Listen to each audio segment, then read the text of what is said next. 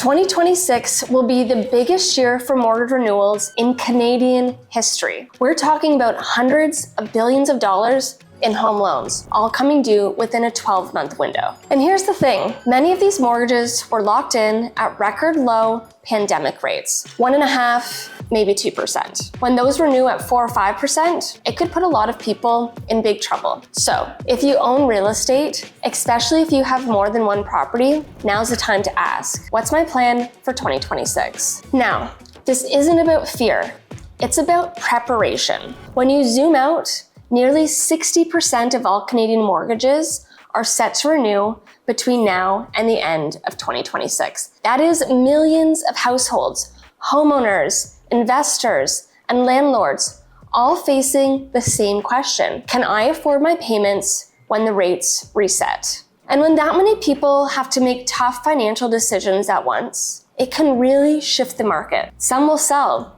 some will refinance, and some will hold, but with tighter margins and less flexibility. So let's talk about what that means for the housing market. When investors or homeowners start to feel the pressure of higher payments, a few things can happen. One, we see more listings hit the market. Owners who've been holding out decide it's time to cash out while they still can. And two, buyers regain a little bit of leverage. With more listings, sellers gotta compete and there's more room in negotiations. And three, rental markets, they get squeezed. Some landlords will raise rents to offset costs. Others will sell, tightening supply in one area and increasing it in another. This doesn't mean a crash. It means a correction and opportunities for the people who are paying attention. If you're a homeowner or investor planning to sell in the next 12 to 18 months, this renewal wave is your cue to start preparing early because timing matters. If you wait until everyone's trying to sell at once, your competition increases, and so does buyer hesitation. But if you position yourself ahead of that curve by prepping your home now, pricing strategically, and marketing well, you could capture today's still solid prices before the renewal pressure hits. Here's an example. We recently spoke with a client who owns 2 properties,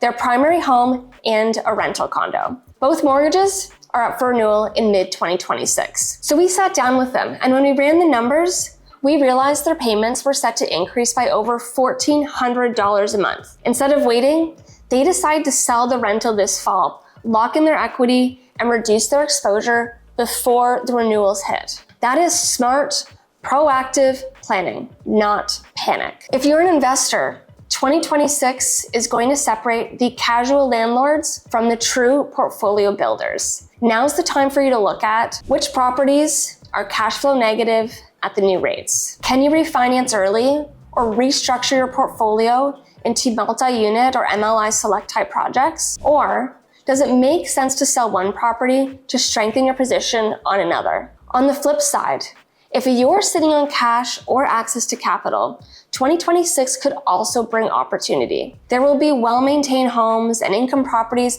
that come to market out of necessity, not choice. Those who are ready to move quickly will benefit. And locally, here in Hamilton, Burlington, and Waterdown, we're already seeing signs of this shift. More conditional offers, longer days on market, and sellers who are more willing to negotiate than they were 6 months ago. That tells us balance is returning, and balance always rewards the people who plan ahead. So here's the takeaway. The 2026 mortgage renewal wave isn't something to fear. It's something to prepare for. If you're thinking about selling, downsizing, or simply rebalancing your real estate portfolio, don't wait until your renewal letter lands in your mailbox. Let's look at your numbers, your goals, and your timing now. So when the market shifts, you are ahead of it. Markets don't crash overnight. They change slowly. And the people who plan early are the ones who win. So what's your plan for 2026?